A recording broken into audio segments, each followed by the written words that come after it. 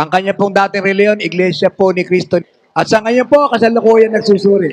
Sige po, kapatid na Ariel, pwede na po kayo magtanong kay kapatid na Eli. Ang tanong ko po, sa dami po ng relihiyon natin ngayon, may mga talata pa po silang ginagamit para sa masabing sila po ay ang tunay.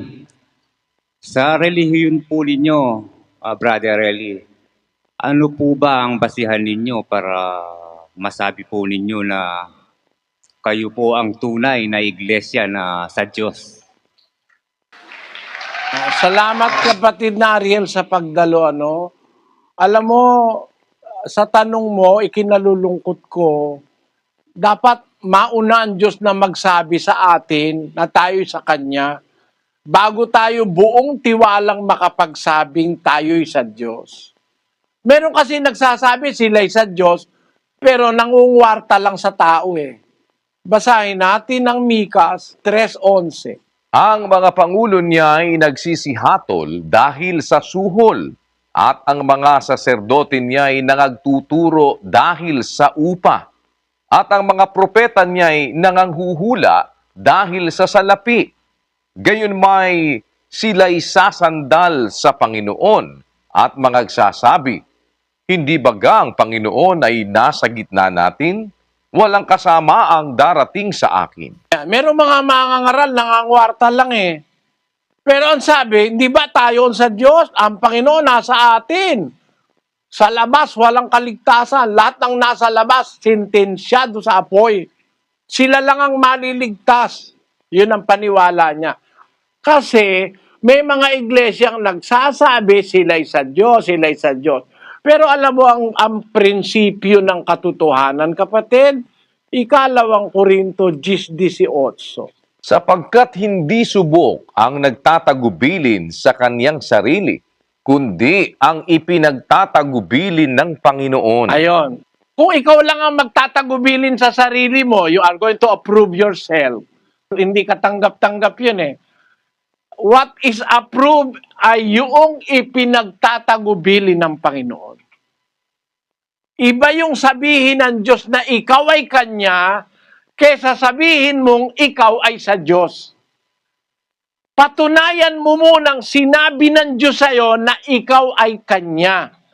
Tapos masasabi mong may pagkakatiwala na ako nga ay sa Diyos kasi pinapatunayan ng Diyos na ako ay Kanya. Ngayon, sa tanong ng kapatid na Ariel, sa dami ng relihiyon ngayon, nagbabasa pa ng Biblia, yun ang mali sa pagkaniniwala kang sa Diyos ka. Wala namang patunay ang Diyos na ikaw nga ay Kanya. And tanong ng kapatid na Ariel, napakaganda, paano nyo masasabi na kayo ang tunay na iglesyang sa Diyos? Hindi ko sasabihin, bayaan nating ang Diyos ang magsabi. Paano? Basahin natin ang 7:17 ng Juan, kapatid na Daniel. Kung ang sino mang tao ay nag-iibig gumawa ng kanyang kalooban, ay makikilala niya ang turo kung ito'y sa Diyos o kung ako'y nagsasalita na mula sa aking sarili. Ang nagsasalita ng saga ng kanyang sarili, humahanap ng kanyang sariling kaluwalhatian. Datapwat, ang humahanap ng kaluwalhatian niyaong sa kanya'y nagsugo, ang gayon ay totoo at sa kanya'y walang kalikuan. Ayon, ang pagkakakilanlan pala para makapagtiwala kang sa Diyos ka, si Kristo mismo may sabi kung ang sino man tao nag-iibig gumawa ng kanyang kalooban, makikilala niya ang turo. Yung turo pala, kapatid, yung doktrina. Kung ang turo ay sa Diyos, o kung nagsasalita na mula sa sarili, ang nagsasalitang mula sa sarili, naghahanap ng sariling kaluwalhatian. Pero ang humahanap ng kaluwalhatian, yung sa kanya'y nagsugo, ang gayon ay totoo, sa kanya'y walang kalikuan. Ang ginagarantiyahan pala ng Diyos na totoo, yung mangangaral na kung magsalita, ang sinasabi, salita ng Diyos, hindi kanyang sarili. Yun ang sinasabi ko, kapatid, ano? Para mapatunayan mo ang isang relihiyon totoong sa Diyos, ang basihan aral. Pag ang aral may halo na aral ng tao, inisip ng tao, nilagyan mo ng history, nilagyan mo ng kung ano-ano, yan ang maliwanag na katunayan na hindi sapat na sabihin mo, sa Diyos ako, sa Diyos kami lang maliligtas, ligtas na nga kayo. Hindi sapat yun. Iba yung ang Diyos ang magsabing ikaw ay Kanya, kesa sa ikaw ang mag-claim na ikaw ay sa Diyos. Para ngayon mapatunayang ikaw ay sa Diyos, kailangan yung doktrina, yun ang mapatunayan. Kung sino man nag-iibig gumawa ng kanyang kalooban, makikilala niya ang turo kung ito'y sa Diyos o kung nagsasalita lang na mula sa sarili. Alam mo kapatid na Ariel, sa amin, kung makikinig ka sana ng doktrina, kung ibig mo lang naman, di kita pinipilit, pwede kang makinig. Makikita mo yung turo sa kabuuan ng samahang ito. Unang-una, ang samahang ito tinatawag na Iglesia ng Diyos. Bakit Iglesia ng Diyos? Kasi ang may-ari ng Iglesia, ang Diyos, hindi naman si Kristo eh. Para paniwalaan mo, kung siya nagtayo, siya na may-ari, basahin natin ang 3:4 ng Hebreo. Sapagkat ang bawat bahay ay may nagtayo, datapwat ang nagtayo ng lahat ng mga bagay ay ang Diyos. Ang general truth, bawat bahay may nagtayo. Pero lahat ng bagay, ang Diyos ang may tayo niyan eh. Ang ultimate truth. Bakit? Itinayo mo yung bahay mo, literal na bahay. Sino nagtayo? Ikaw. Pero ang talagang ultimate truth, ang Diyos ang may tayo niyan. Alam mo kung bakit? Kasi ikaw mismo, ang Diyos ang nagbigay ng buhay sa'yo. Yung bakal, yung bato, yung simento na itinayo mo sa Diyos yun, nung mayari kanino yan? Bahay mo. Pero ang ultimate truth, pati ikaw, pati yung bahay mo, sa Diyos ka. Ang may kapangyarihan sa iyo. Kaya nga pwedeng yung bahay mo masunog pwedeng yung bahay mo maagiba ng Diyos sa isang natural calamity, pati ikaw Ibig sabihin lang hindi dahil ang Kristo ay nagtayo ng iglesia, siya na ang may-ari iglesia para ang pangalan Iglesia ni Kristo. Na yun daw ang opisyal na pangalan. Hindi yan ang opisyal na pangalan kasi unang-una, como raw si Kristo nagtayo kaya Iglesia ni Kristo. Ang katawan kay Kristo kaya Iglesia ni Kristo. Alam mo kung susuriin mo yung general at saka ultimate truth, kanino ba yung katawan? Basahin nga natin ang unang Korinto, kapatid na Daniel, sa Kapitulo 12. Ganito ang ating mababasa sa 12:18, kapatid na Daniel. Datapwat ngayoy inilagay ng Diyos ang bawat isa sa mga sangkap ng katawan ayon sa kanyang minagaling. Naglagay ng sangkap ng katawan, kapatid na Daniel. Ang Diyos po. Inilagay ng Diyos ang bawat isang sangkap ng katawan ayon sa kanyang minagaling. Sino arkitekto ng katawan? Ang Diyos po. Ngayon. Kanino yung katawan? Ano ba yung katawan? Basahin muna natin kung ano yung katawan. 1:18. At siya ang ulo ng katawan sa makatwid bagay ng iglesia. Nang ang arkitekto ng katawan ay gumawa ng katawan, nilagyan niya ng ulo. Ang ulo ng katawan, si Kristo. Siya ang ulo ng katawan sa makatwid bagay ng iglesia. Ayun ang aral na nasa Biblia. Tanong, kanino ba yung katawan? Sino ba arkitekto nun? Tawag ng Biblia, katawan ni Kristo. Siya ulo katawan ni Kristo. Ibig ba sabihin iglesia ni Kristo? Hindi. Bakit?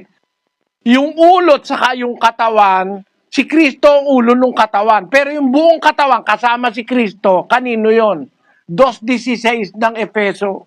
At upang papagkasunduin silang dalawa sa isang katawan sa Diyos sa pamamagitan ng krus na sa kanya'y pinatay ang pagkakaalit. Katawang sa Diyos. Bakit katawang sa Diyos? Kasi ang Diyos ang may-ari ng katawan Pati si Kristo nga, ang Diyos ang may-ari Hindi ba? Ang tawag ni Pedro kay Kristo doon sa Lucas, Basahin nga natin, kapatid na Daniel, yung 9:20 ng Lucas. At sinabi niya sa kanila, datapwat ano ang sabi ninyo kung sino ako? At pagsagot ni Pedro ay nagsabi, ang Kristo ng Diyos. Ikaw ang Kristo ng Diyos. Kaya nga si Kristo sa Diyos, siya ulo. Yung katawan ni Kristo, sino gumawa? Ang Diyos din. Kaya ang ultimate truth, sa Diyos yun. Kaya nga iglesia ng Diyos yung nasa Biblia. Sa talata ng Biblia, 11 beses binabanggit ang iglesia ng Diyos. Ang iglesia ni Kristo, wala. Ang nakasulat sa Biblia, mga iglesia ni Kristo, which in English is churches of Christ. No? Kasi dahil lang sa sinabi ni Kristo, itatayo ko aking iglesia, kaya iglesia na ni Kristo. Hindi tinitingnan yung malalim na kahulugan. Umpisahan natin sa 16:13 ng Mateo, kapatid na Daniel. Nang dumating nga si Jesus sa mga sakop ng Cesarea ni Filipo, ay tinanong niya sa kanyang mga alagad na sinasabi, ano baga ang sabi ng mga tao kung sino ang anak ng tao? At kanilang sinabi, ang ilan si Juan Bautista, ang ilan si Elias, at ang mga iba si Jeremias o isa sa mga propeta. Kanyang sinabi sa kanila, datapot ano ang sabi ninyo kung sino ako? At sumagot si Simon Pedro at sinabi, ikaw ang Kristo, ang anak ng Diyos na buhay. At sumagot si Jesus at sa kanya'y sinabi, mapalad ka, Simon Barjonas, sapagkat hindi ipinahayag sa iyo ito ng laman at ng dugo, kundi ng aking Ama na nasa langit. At sinasabi ko naman sa iyo, na ikaw ay Pedro, at sa ibabaw ng batong ito ay itatayo ko ang aking iglesia, at ang mga pintuan ng Hades ay hindi magsisipanaig laban sa kanya. Nag-umpisa ang usapan, ano ba pagkakilala ng mga tao tungkol sa kanya? Ang sagot, iba-iba. Kayo, anong sagot nyo? Sabi sa mga apostol, ikaw ang Kristo, ang anak ng Diyos na buhay, sabi ni Pedro. Mapalad ka, Simon. Hindi ipinahayag ito sa iyo ng laman at dugo. Ang nagpapahayag niyan sa iyo, ang Ama kong nasa langit. O di, nag-uumpisa sa talatang ito, ang pahayag ng gagaling sa langit. Sinasabi ko naman sa iyo. Kung si Pedro na disipulo, nakakapagpahayag nung nanggaling sa langit, itong anak ng Diyos, sinasabi ko naman sa iyo, ikaw ay Pedro, at sa ibabaw ng batong ito, itatayo ko aking iglesia. Itong pahayag na ito ni Kristo, saan galing ito? Kung yung pahayag ni Pedro galing sa langit, yung pahayag ni Kristo galing sa sarili niya, tingnan natin sa 12:49 ng Juan. Sapagkat ako'y hindi nagsasalita na mula sa aking sarili, kundi ang Ama na sa akin ay nagsugo, ay siyang nagbigay sa akin ng utos, kung ano ang dapat kong sabihin at kung ano ang dapat kong salitain. Ayon, sa tiempo na yan, dapat maintindihan na nagsasalita ang Diyos sa pamamagitan ni Kristo. Itatayo ko ang aking iglesia sa ibabaw ng batong ito. Ang bato ay si Kristo. Kaya nga, third person Sinasabi ko, yung first person, yung ko. Sa iyo, second person, ikaw Pedro. Sa ibabaw ng batong ito, third person, itatayo ko aking iglesia. Who is supposed to be the speaker? Yung first person, yun ang Ama. Second person, si Pedro. Third person, yung bato. Sinasabi ko sa iyo, ikaw ay Pedro, sa ibabaw ng batong ito, tatayo ko ang aking iglesia. Ang nagmamay-ari ng iglesia, yung nagsasalita. Sino nagsasalita? Sabi ni Kristo, hindi ako nagsasalita sa aking sarili. Ang Amang nagsugo sa akin, nagbigay ng utos kung ano sasabihin ko, kung ano ang aking sasalitain. Kaya nung sabihin niya, itatayo ko aking iglesia, salita ng Ama yun. Mula pa sa hula, salita ng Ama yun. Basahin natin ang 18 ng Deuteronomio. Ganito ang ating mababasa. Kapatid na Daniel.